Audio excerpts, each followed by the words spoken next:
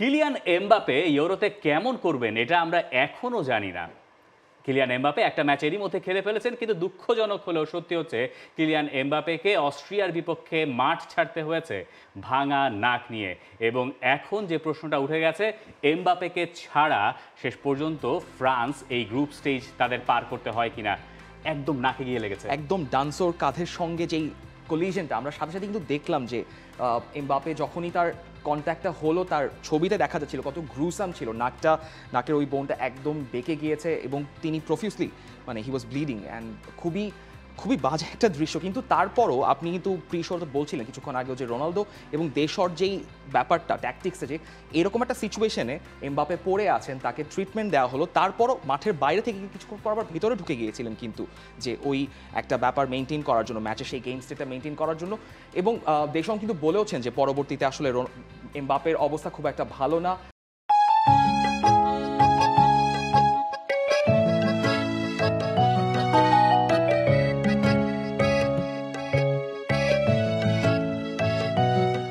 আসলে এমবাপে পরবর্তী ম্যাচ খেলবেন কিনা সেটা নিয়ে সন্দেহও আছে কিছুটা, কিন্তু যদি তাকে খেলতে হয় তাকে মাস্ক পরে খেলতে হবে। এবং এমবাপে যে মাস্কের একটা রেকমেন্ডেশন চেয়েছেন টুইটারে, যে তিনি আসলে কোন মাস্ক পরে খেলতে পারেন, সেটার কোনো কি রেকমেন্ডেশন আপনি করতে চান? ওই যে যেটা সাধারণত পরেন তিনি টার্টল, যে ব্যাপারটা ডন্টেলো টিনেজ মিউট্যান্ট নিনজা টার্টলস, যেটা নিয়ে অনেক কথা হয়, সেই মাস্কটাই হয়তো তিনি পরে খেলবেন।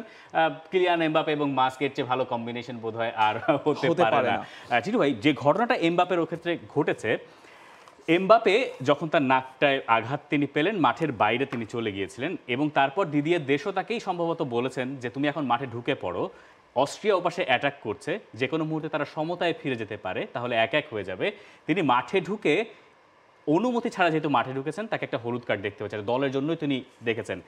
একটা ব্যাপার চিন্তা করুন, তার নাক ভেঙে গেছে, মাঠের বাইরে তিনি, শুশ্রূষাতার প্রয়োজন, কিন্তু তিনি তখনও দলের প্রয়োজনে মাঠে ঢুকেছেন। তিনি ফ্রান্সের ক্যাপ্টেন, তার নিবেদন নিয়ে অনেক সময় প্রশ্ন তোলা হয়, কিন্তু এই দৃশ্যে বোধ হয় আর সেরকম কোনো সুযোগ নাই।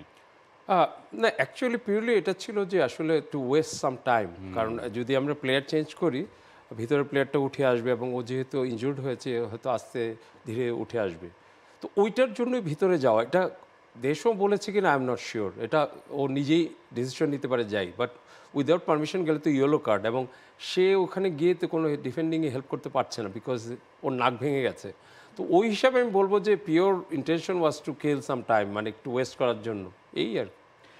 ফ্রান্স যদি কিলিয়ান এমবাপেকে শেষ পর্যন্ত পরের দুই ম্যাচে না পায়, যেটা আমরা এখনই নিশ্চিত করতে পারছি না, তাহলে হয়তো আমরা সেই জায়গায় র্যান্ডল কোলো মুয়ানিকে দেখতে পারি, অথবা মার্কাস তুরামকেও হয়তো ওই জায়গায় খেলিয়ে দেখার একটা সুযোগ দিদিয়ের দেশও নিতে পারেন, যেহেতু এরই মধ্যে 3টা পয়েন্ট তিনি পেয়ে গেছেন।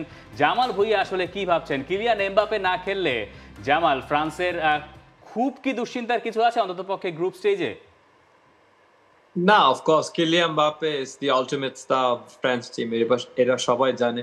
আর এই summer he's going to Real Madrid, the biggest club in the world. So of course, Mbappe যদি না থাকে, then it will be a problem from France. কিন্তু they have Giroud, who is the all-time top scorer for France. So Giroud 9 নম্বর হিসেবে আসতে পারে।